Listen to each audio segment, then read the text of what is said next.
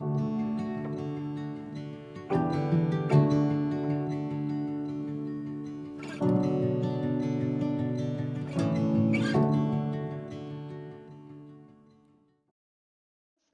que ça va bien. Je suis contente de vous partager aujourd'hui le deuxième message de la série qui est en cours, la réconciliation sociale. Alors que même si le mot d'ordre pour 2020, c'est plutôt distanciation sociale, nous, on croit à l'Église qu'on peut se réconcilier, qu'on peut avoir des relations saines, même à 2 mètres de distance, même sur Zoom. Alors, c'est pour ça qu'on voulait faire la série dans les semaines qui viennent et la semaine passée. Aujourd'hui, je vais vous parler d'une personne extrêmement importante, une personne vraiment connue aussi, en fait. Puis, c'est spécial parce qu'on est tous en relation avec cette personne-là. En fait, c'est sûrement aussi la plus longue relation qu'on a jamais eue. Je parle de toi, pas Julien, là, mais je parle de toi, toi-même, OK? La plus longue relation qu'on a, c'est celle qu'on a avec soi-même, en fait. Puis, c'est ça, bonne ou mauvaise nouvelle, on va être pogné avec nous-mêmes pour le restant de nos jours. Donc, s'il y a bien une relation qui est importante, c'est bien celle qu'on a avec soi-même, évidemment. Puis en fait, le verset central un des versets centraux de notre thématique, c'est celui duquel on a fait ressortir les 3 dimensions de la réconciliation. Aimer Dieu, donc aimer la relation avec Dieu, la relation avec soi-même, la relation avec les autres. Aimer Dieu, s'aimer soi-même, aimer les autres. C'est dans Luc 10, 27 qu'on lit « Tu aimeras le Seigneur ton Dieu de tout ton cœur, de toute ton âme, de toute ta force et de toute ta pensée, et ton prochain comme toi-même. » La semaine dernière, on a vu qu'on pouvait être réconcilié avec Dieu, que Dieu avait vraiment tout fait pour qu'on puisse être en relation, vraiment une relation de proximité, une relation très intime avec lui. Puis c'est de cette relation, cette réconciliation que les autres vont découler en fait. C'est en s'approchant de notre Créateur qu'on peut retrouver notre propre identité, qu'on peut s'épanouir avec chacun notre personnalité, qu'on peut se réconcilier avec les autres en développant des relations qui sont saines, puis qu'on peut développer une relation saine avec nous-mêmes aussi. Puis le sens premier de ce verset-là, « Aime ton prochain comme toi-même », en fait, c'est plutôt que c'est sous-entendu que c'est facile de s'aimer soi-même, que c'est naturel. C'est plus dans ce sens-là que le texte va. Il faut donc aimer notre prochain comme de toute façon on le fait pour nous-mêmes. C'est un peu c'est un peu ça que ça veut dire. Mais j'aimerais vous proposer aujourd'hui un deuxième niveau de compréhension. En fait, en réfléchissant, je me suis demandé, est-ce que c'est vraiment le réflexe humain de s'aimer? Puis, en fait, je crois que oui, comme je viens de l'expliquer, oui, on n'a pas le choix, même sur le plan biologique, on n'a pas le choix de penser à soi juste pour survivre à la limite. Puis, on a une part d'égoïsme, on a tous une part d'égoïsme, ça c'est clair. Mais en même temps, on constate vraiment un mal-être flagrant dans notre monde, puis surtout en ce moment en temps de pandémie.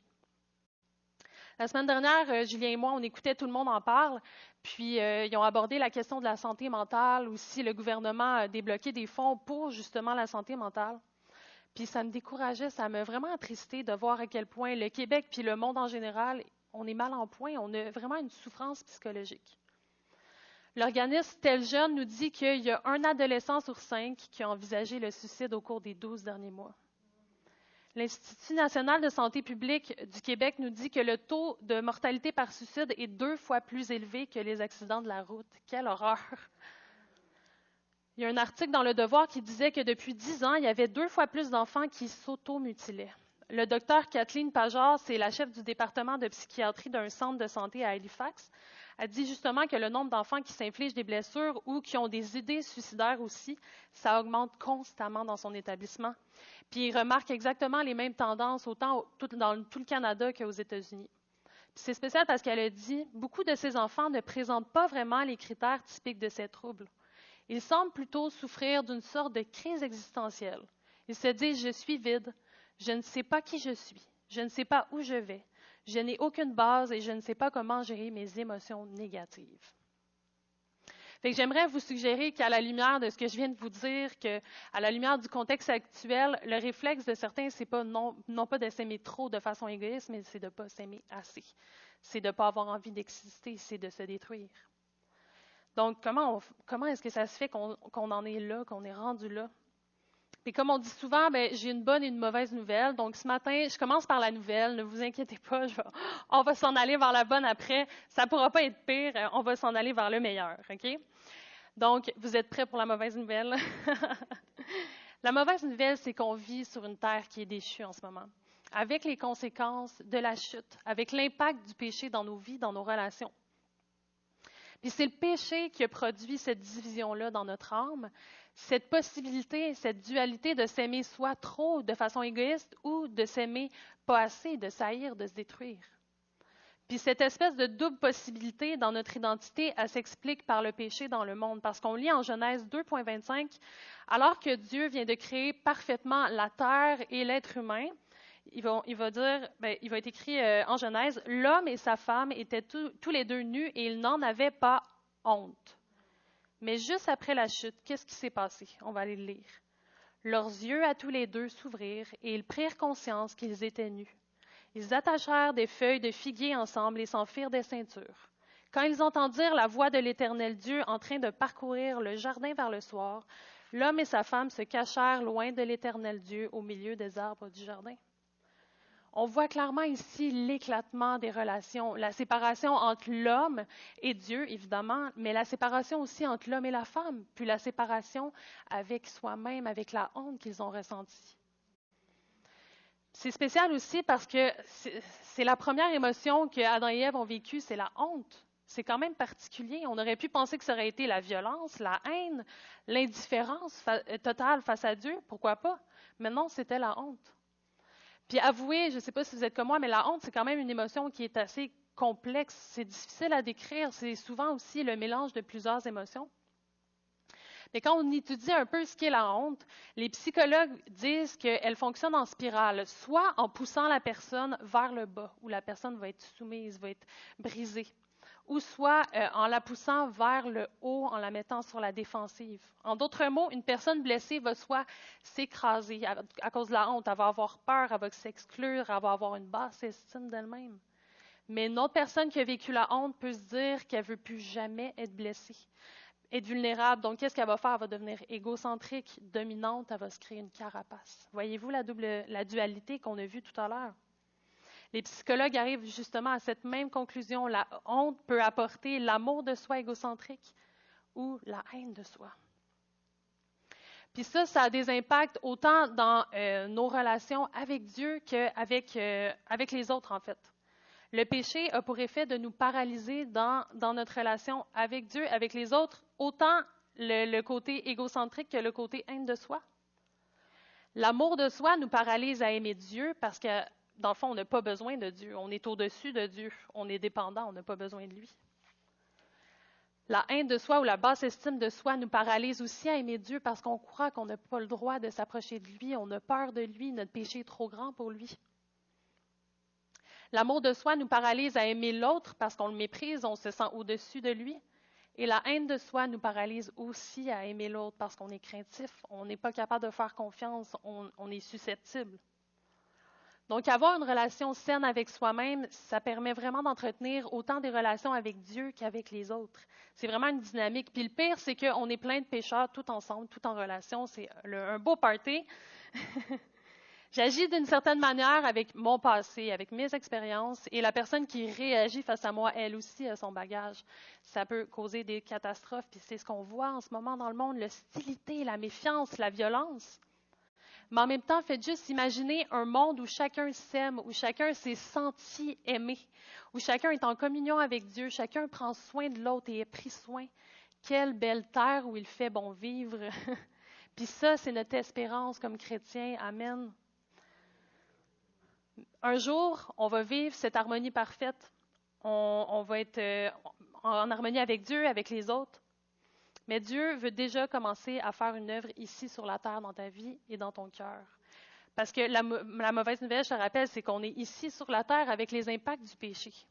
On a tous vécu des déchirements relationnels, des blessures, puis on va tous en vivre. Malheureusement, c'est la mauvaise nouvelle. On est embarqué malgré nous dans ce cercle vicieux de la dynamique des relations qui sont brisées. C'est le cas de cet homme qui, après avoir vu son père boire tous les soirs, devenir colérique envers lui, envers sa mère, a fini par se renfermer sur lui-même dans sa solitude, puis il a suivi le seul exemple qu'il n'a jamais connu, boire. C'est le cas de cette femme qui n'a jamais connu son père, qui a dû apprendre à se débrouiller toute seule dès son jeune âge à l'école primaire, parce que sa mère travaillait toujours pour essayer, elle travaillait pour essayer de gagner suffisamment d'argent pour tout le reste de la famille. Puis cette femme, elle va avoir une super belle carrière, elle va sembler vraiment sûre d'elle, mais elle ne sera jamais capable de trouver un conjoint parce qu'elle n'arrivera pas à faire confiance aux autres. On a été blessé, on blesse à notre tour, c'est ça le cercle vicieux des conséquences des blessures qui n'ont jamais guéri. L'être humain va essayer de se protéger, de cacher sa vulnérabilité, sa honte, par toutes sortes de mécanismes pour ne pas retourner à cette souffrance-là. Puis c'est ça, moi, ça me rappelle une histoire. Quand j'avais 6 ans environ, on avait reçu un nouveau meuble qu'on devait tout monter et toute la famille, on s'était attelé à la tâche dans notre salon. Puis c'était vraiment un meuble qui était très, très, très massif, très lourd. Une grande bibliothèque, on pouvait mettre la télé, des livres, etc. Puis moi, j'avais une tablette dans les mains que j'allais éventuellement poser. Puis je me suis bien rendu compte que c'était très lourd parce que j'ai échappé la tablette sur mon orteil. Ouch! Ça m'a vraiment surpris sur le coup. Je pensais pas que ça ferait si mal. Mais qu'est-ce que j'ai fait à ce moment-là?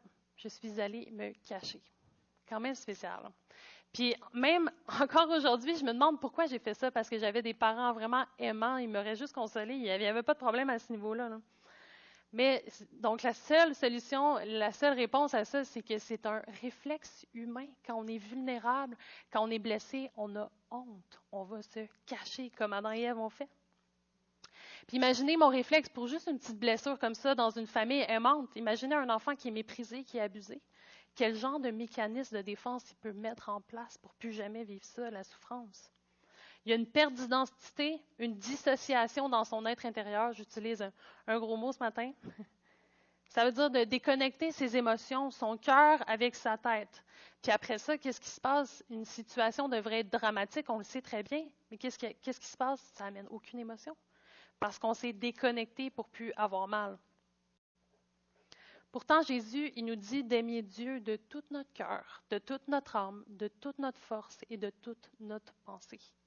En d'autres mots, de tout notre être, corps, âme et esprit. Alors, comment est-ce qu'on peut aimer Dieu de cette façon-là si on est complètement déconnecté, si notre cœur, notre tête ne sont pas connectés ensemble? Ça, c'est la dissociation. C'est exactement le contraire de la réconciliation avec soi. Puis ça va avoir un impact avec notre relation avec Dieu et avec les autres. Lâchez pas, la bonne nouvelle s'en vient, mais je vous en beurre encore une petite couche, OK? Ce sera pas long. Je veux qu'on réalise juste à quel point on est des créatures qui sont fragiles, en fait. Je veux vous donner quelques éléments encore, quelques facteurs d'échymose, de fracture dans le cœur, pour vous montrer que personne ici est à l'abri des blessures, en fait. Puis qu'on doit arriver, en tant que chrétien, à gérer ces blessures-là comme Christ voudrait qu'on le fasse. Au Canada, 76% de la population va vivre un événement traumatique au cours de sa vie. Donc, on va tous être affectés par un drame dans notre vie, soit de proche ou de loin, quelqu'un qu'on connaît, par exemple. Ou encore, si on regarde à l'écran, c'est une échelle de stress qui montre les événements de la vie, en fait. Donc, comment ça fonctionne? C'est qu'on regarde qu'est-ce qu'on a vécu en une année. Si on atteint le score de 300 ou plus, c'est que, dans le fond, on est en danger d'avoir un stress chronique, de vivre vraiment un danger pour la santé mentale, autant mentale que physique, parce qu'on sait que le stress, ça affecte aussi notre physique. Donc, évidemment, le premier, décès d'un conjoint, c'est 100 points. Divorce, décès d'un proche. Mariage. Donc, il n'y a pas juste des choses qui sont négatives aussi, il y a des choses positives qui vont amener un stress. Congédiement, retraite, grossesse. Puis, je veux apporter votre attention, Noël, on s'entend qu'une fois par année, on vit toute Noël. Fait qu'on est au moins tout à 12, ça c'est clair. Et j'attire aussi votre attention, changement dans les manières de vivre. Est-ce que ça ne nous arrive pas en ce moment en temps de pandémie? Donc, c'est pour ça qu'il y a une souffrance, 25 points de plus pour tout le monde cette année. Et juste en dessous, un point boni, changement dans les activités sociales. On l'a vécu clairement. 18 points pour nous. Donc, c'est pour ça, et même les vacances vont apporter un certain stress pour l'organisation et tout. Donc, ça crée de la pression sur le cœur. Okay? C'est d'autres choses, le stress, c'est d'autres choses qui viennent apporter des petites échymoses sur notre cœur, surtout si c'est mal géré, si après on n'est pas capable de s'en sortir.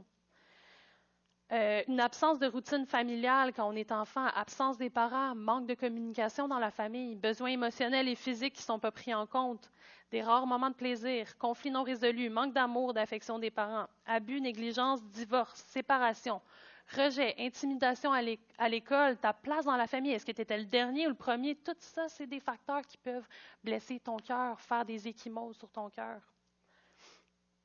Puis certains, c'est encore des plaies ouvertes parce que ça n'a jamais été guéri. Puis ça, si on ne fait rien avec ça, cette blessure-là, ça va affecter nos relations avec Dieu, avec nous-mêmes et avec les autres. Toutes nos relations vont être teintées de ces blessures-là si ce n'est pas guéri. Mais si tu as vécu un ou plusieurs de ces éléments que j'ai nommés, là, la bonne nouvelle dans tout ça, j'y arrive, c'est que Dieu veut prendre soin de toi. C'est ça la bonne nouvelle. Il veut prendre soin de toi. Qu'est-ce qui a apporté la honte? Le déséquilibre de l'être humain qui le pousse soit à s'aimer trop ou à s'aimer pas assez, à se détruire, bien, c'est le péché, c'est la séparation avec Dieu. C'est donc seulement en lui, par cette réconciliation-là, seulement son regard sur nous qui va permettre de trouver l'équilibre dans tout ça. C'est pas en essayant de nier nos émotions ou de les engourdir par certaines dépendances, l'alcool, des substances, le divertissement, les écrans, c'est sournois, mais on peut s'engourdir le travail aussi. Puis même si ça fait du bien, c'est pas en prenant un bain, en mettant un masque, en écoutant de la musique bien douce, en allant au spa, quoique j'aime vraiment les spas et je suis triste qu'ils soient fermés en ce moment. Mais on s'entend dessus que ça a quand même ses limites pour guérir des blessures émotionnelles profondes. Puis tout ça, là, le prendre un bain, etc., c'est ce qu'on appelle en anglais le self-care, le prendre soin de soi. Self, donc soi-même. Tu prends soin de toi-même. Puis pourquoi est-ce que je crois que le self-care, à long terme, ça ne marche pas? C'est parce qu'on n'a pas été créé pour ça. Pour illustrer mon point, j'aimerais vous présenter quelqu'un de très spécial dans ma vie. Julien Sissi. Voici Boris. C'est notre petit chien à Julien et à moi. J'aime vraiment les chiens et surtout Boris.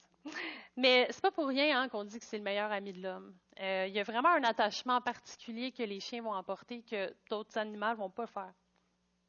Puis en fait, je lisais dernièrement dans la presse que c'était une question de génétique.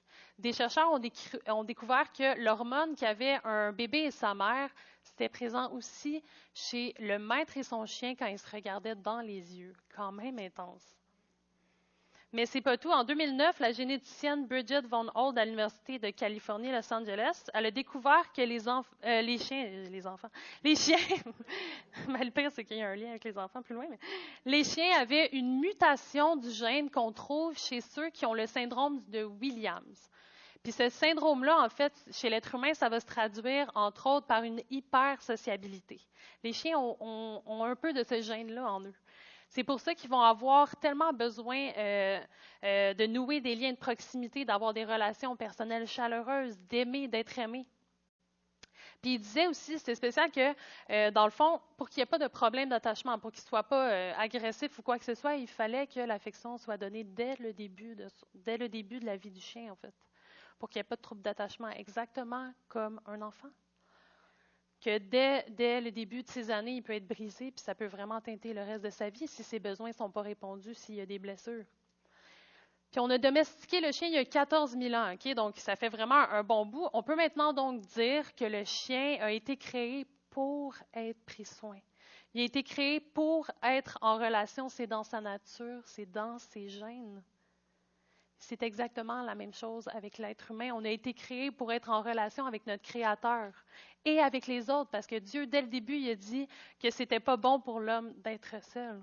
On a été créé pour être en relation avec lui, pour que lui prenne soin de nous, pas pour le self-care, mais pour laisser Dieu répondre à tous nos besoins, comme un père prend soin de ses enfants, puis il attend juste ça. Il a tout fait pour qu'on ait accès à lui, comme on l'a vu la semaine passée, qu'on ait accès à ses soins. Puis c'est seulement à partir du regard de Dieu qu'on peut alors se sentir aimé malgré les erreurs de nos parents, qu'on peut retrouver notre identité malgré les blessures passées, qu'on peut trouver l'épanouissement de notre personnalité et des objectifs dans la vie, qu'on peut découvrir l'appel de Dieu sur notre vie. Parce que dès le commencement, Dieu voulait prendre soin de nous, non seulement avant la chute, bien entendu, la relation était parfaite entre Dieu et les hommes, mais tout juste après la chute, après avoir informé Adam et Ève des conséquences de leur péché et juste avant de les expulser du Jardin d'Éden, on voit, pour moi, un des gestes les plus empreints de compassion et d'amour de la part de Dieu. En Genèse 3, 21, le Seigneur Dieu fit pour Adam et sa femme des tuniques de peau dont il les revêtit. Imaginez à ce moment-là, Dieu il a sacrifié un animal, il a versé le sang pour recouvrir la honte d'Adam et Ève. Dieu, il ne pouvait pas, puis il ne voulait pas les laisser partir comme ça dans leur honte. Il les a revêtus malgré leur faute. Il a pris soin d'eux dès le début de l'humanité. C'était ça, le plan de Dieu. Puis n'est-ce pas l'œuvre que Jésus est venu accomplir aussi sur terre? Jésus il a dit en Luc 4, 18, 19, « L'Esprit du Seigneur est sur moi, parce qu'il m'a oint pour annoncer une bonne nouvelle aux pauvres. Il m'a envoyé pour guérir ceux qui ont le cœur brisé, pour proclamer aux captifs la délivrance et aux aveugles le recouvrement de la vue, pour renvoyer libres les opprimés, pour publier une année de grâce du Seigneur. » Amen? Vous le croyez? Puis ça, c'est les paroles du livre d'Isaïe. Jésus va citer, dans le fond, le passage dans Isaïe 61. Et j'aimerais ça, il cite juste le début du passage. J'aimerais ça qu'on aille lire un peu le reste du passage. Dans Isaïe 61, on va trouver des belles perles. Je vous le garantis. Puis oui, ça parle de la restauration de Jérusalem dans le contexte. Ça parle du peuple juif, mais j'aimerais vous proposer que ça peut parler aussi de nous aujourd'hui, de ses enfants. L'Esprit du Seigneur est sur moi pour consoler tous les affligés, pour leur donner un diadème au lieu de la cendre, une huile de joie au lieu du deuil, un vêtement de louange au lieu d'un esprit abattu.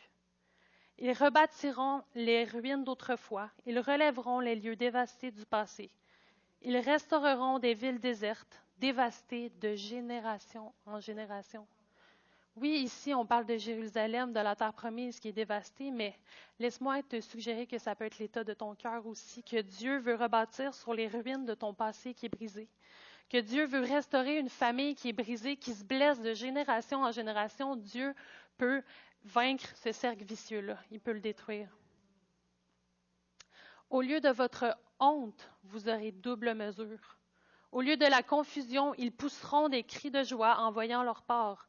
Ils auront ainsi une double possession dans leur pays et leur joie sera perpétuelle. J'arrive au meilleur. Je me réjouirai en l'Éternel, mon âme sera ravie d'allégresse en mon Dieu, car il m'a revêtu des vêtements du salut, il m'a couvert du manteau de la délivrance. Dieu veut prendre soin de nous, il veut nous recouvrir la honte. Est-ce qu'on peut applaudir ensemble l'œuvre de Dieu de restauration, de salut, de délivrance? L'œuvre de Jésus, c'est non seulement pour te pardonner de tes péchés, oui, c'est ça, mais c'est aussi pour te promettre la vie éternelle, c'est ça, mais c'est plus encore. C'est aussi pour te guérir de tes souffrances. Jésus il a vaincu non seulement le péché comme la faute, comme le péché, le mal, mais aussi les conséquences du mal, de la terre déchue, de la souffrance. Tout ce qui n'est pas censé être, en fait. On lit dans Isaïe 53 que Jésus était méprisé et abandonné des hommes, homme de douleur et habitué à la souffrance. Cependant, ce sont nos souffrances qu'il a portées. C'est de nos douleurs qu'il s'est chargé. Il était blessé pour nos péchés, brisé pour nos iniquités. Le châtiment qui nous donne la paix est tombé sur lui. Et c'est par ses meurtrissures que nous sommes guéris. Amen. Merci Jésus pour ton sacrifice. Non seulement ça fait du bien de savoir que Jésus peut venir nous guérir, mais en plus, on peut être certain qu'il nous comprend parce qu'il a vécu lui-même toutes ces souffrances-là.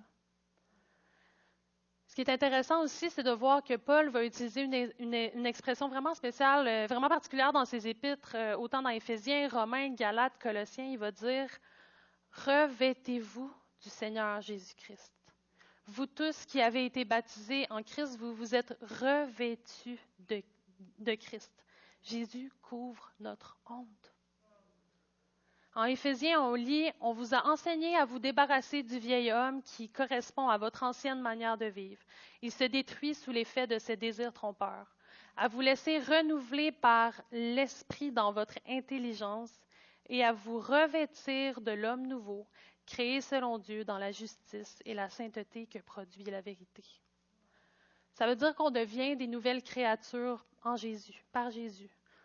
Qu'on peut mettre de côté ce qu'on était avant de le connaître. Autant nos péchés, oui, bien entendu, mais aussi nos souffrances, notre passé qui nous fait mal. Puis qu'on peut être renouvelé à l'image de Jésus. Notre identité, notre valeur qui a peut-être été brisée par le passé, on retrouve ça en Jésus.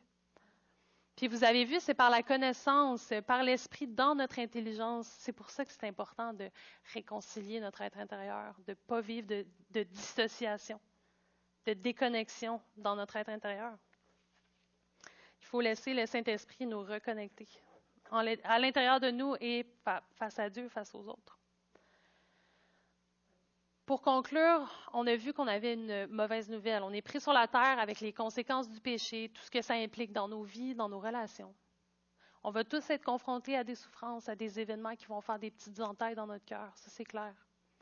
Mais la bonne nouvelle, c'est que Jésus est non seulement venu pour nous pardonner de nos fautes, mais aussi pour nous délivrer des conséquences du péché. Il veut prendre soin de nous. Mais même en sachant ça, comment ça se fait que j'ai encore mal? Qu'est-ce que je fais avec ma souffrance? Parce que j'en vis une souffrance, même si je sais tout ça, qu'est-ce que Jésus a fait pour moi?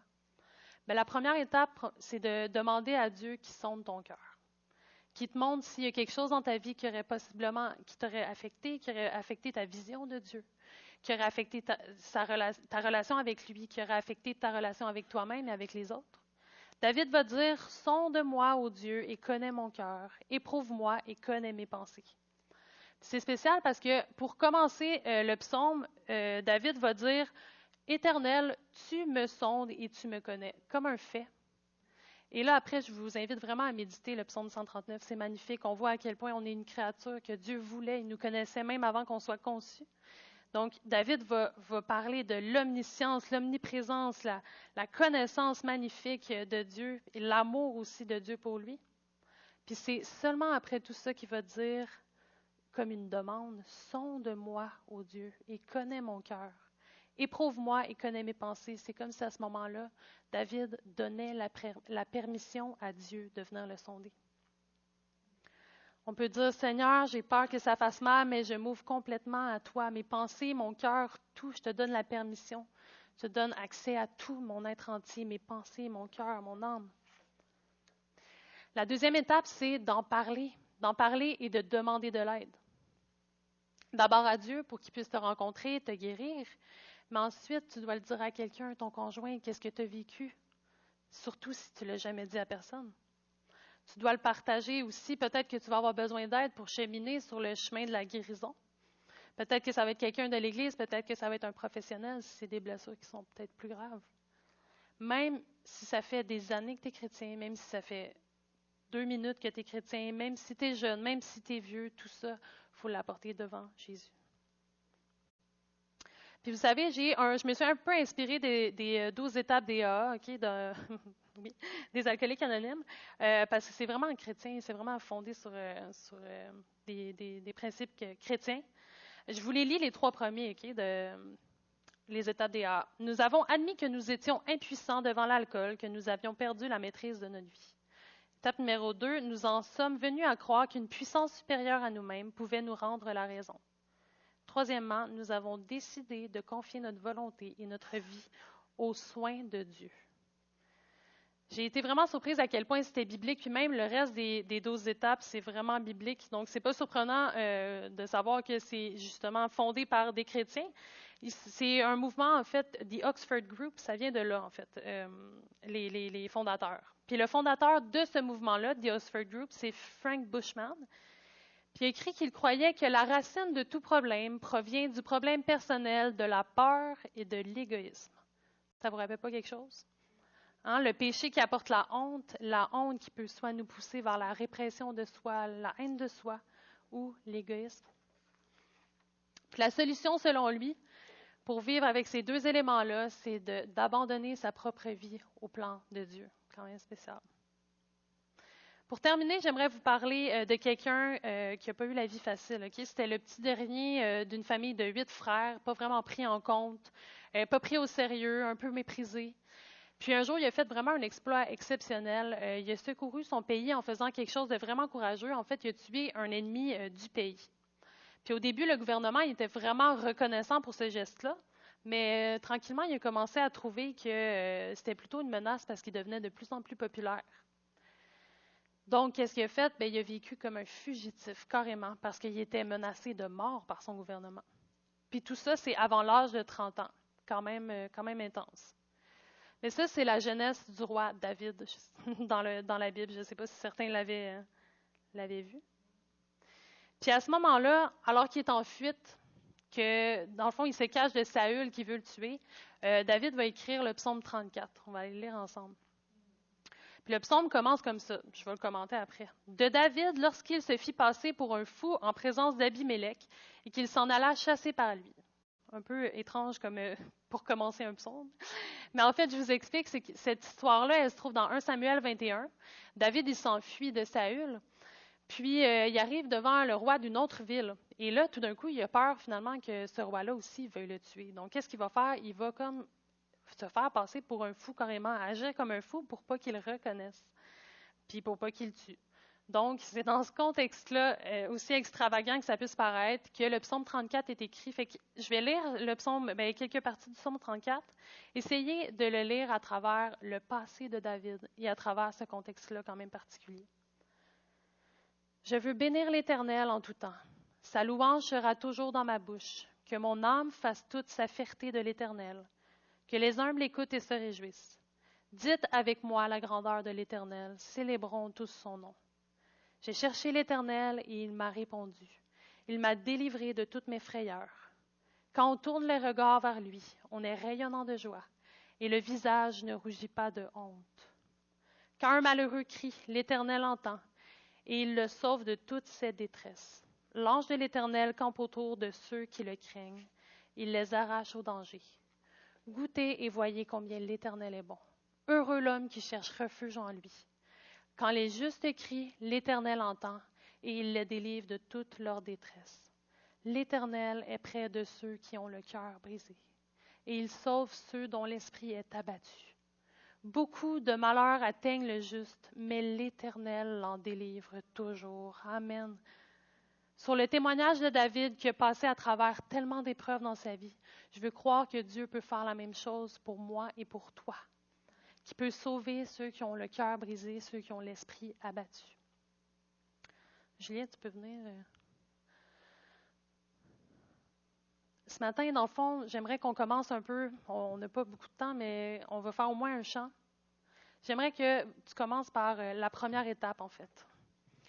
Après la réunion, va parler de ce que Dieu a mis sur ton cœur. Dis-le à quelqu'un. Demande de l'aide. La deuxième étape, c'était ça. Mais là, tout de suite, dans le fond, je t'invite à laisser Dieu sonder ton cœur. Puis j'ai vu des gens comprendre, connaître en fait cette bonne nouvelle-là, mais refuser de se laisser sonder puis se laisser guérir par Dieu. Pourquoi? Parce que ça fait peur. Parce qu'on a honte, justement, c'est pour ça. Parce que ça fait mal, parce que c'est souffrant d'être vulnérable. Mais fais pas cette erreur-là. Dieu, il attend juste que tu lui demandes de prendre soin de toi. C'est juste ça qu'il attend. Ce matin, offre-toi entièrement à lui. Donne-lui accès à tout ton cœur, tout ton passé, toutes tes blessures, toutes les facettes de ta vie. Donne-lui la permission de sonder ton cœur et de te guérir. Laisse le Saint-Esprit faire son œuvre dans ton cœur, dans tes pensées.